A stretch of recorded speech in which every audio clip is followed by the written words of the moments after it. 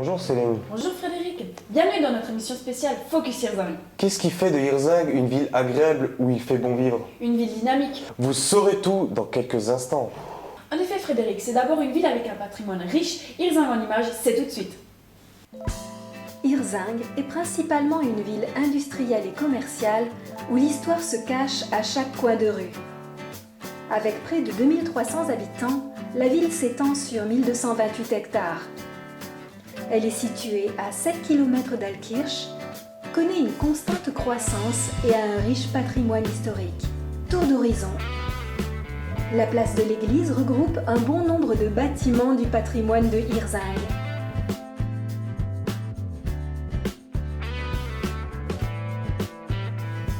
D'abord une école, le Dorfus construit en 1779, abrite ensuite la Perception de 1960 à 1994. Depuis, c'est un endroit d'échange où tout type de manifestations ou événements culturels y sont organisés. Le presbytère, abattu jusqu'aux fondations en 1794, est reconstruit en 1868, puis subit de nombreux changements en 1933 avant d'être rénové. Tout autour du bâtiment, dans le jardin du curé, on s'émerveille de découvrir fleurs odorantes, légumes anciens ou encore plantes médicinales.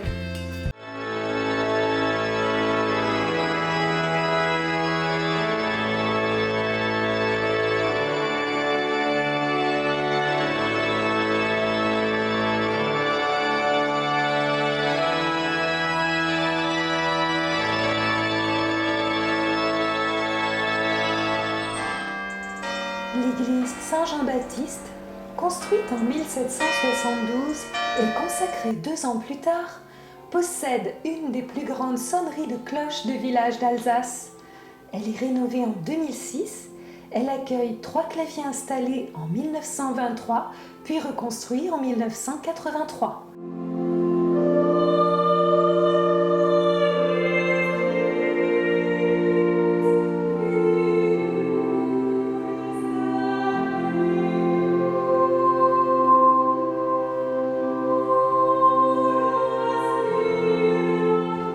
La synagogue, lors du Judenrumpel en 1848, subit de nombreux dégâts.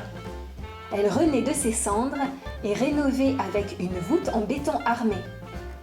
Suite à la disparition de sa fréquentation, elle est rachetée puis réhabilitée en logement à la fin des années 90. Elle devient ensuite la propriété de la commune. Construit en 1908 et inauguré en 1910, l'ancien tribunal servit pendant la Grande Guerre d'hôpital et pendant la Seconde Guerre de quartier général. Après la guerre et encore aujourd'hui, ce grand bâtiment abrite la poste, l'étude notariale de la commune ainsi que l'ONF et les Restos du Cœur. Juste en face, nous retrouvons le monument aux morts. On peut notamment, se promenant au bord du Feldbach, passer à côté de magnifiques maisons alsaciennes, d'anciennes fontaines ou encore aller se recueillir à la chapelle attenante au cimetière. La mairie aux arcades, placée au centre de la ville, est construite sur le terrain d'une ancienne chapelle. De 1843 à 1910, elle accueille les services de la justice de paix, puis devient la mairie. Nous nous trouvons d'ailleurs dans la salle du conseil de la mairie. Tout à fait Céline, mais plus qu'un bâtiment, la mairie est l'endroit où est gérée l'administration de la ville.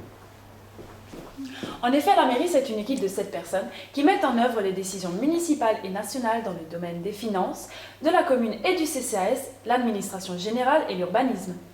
Sans oublier l'accueil des personnes, le service à la population et l'état civil. C'est également le lieu au siège des élus.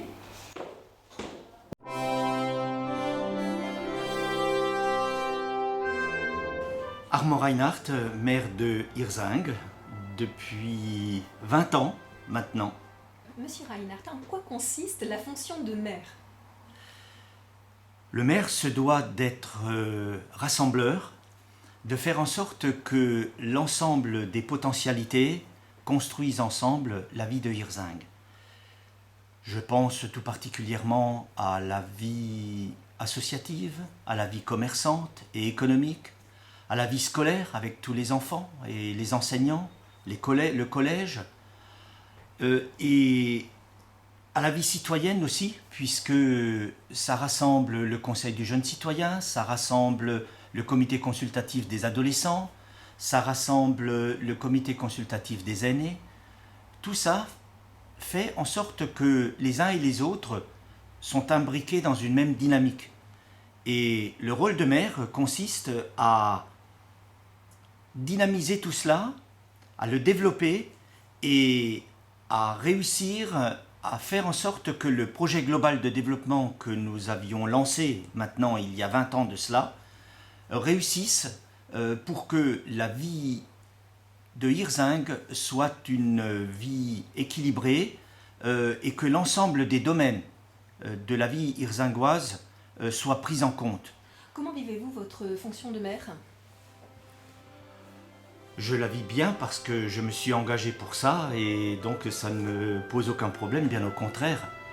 C'est quelque chose de passionnant, avec bien sûr des problèmes quotidiens qu'il faut résoudre, mais nous sommes une équipe et l'équipe municipale est tout à fait solidaire pour travailler dans ce sens.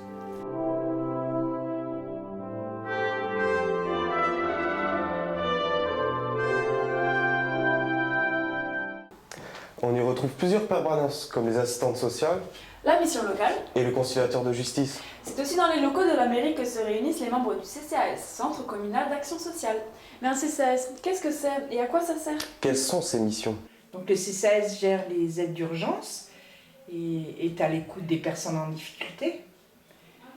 Et la spécificité du CCAS de Hirzingue, c'est le chantier d'insertion, donc qui accompagne les personnes en difficulté à la recherche d'un emploi.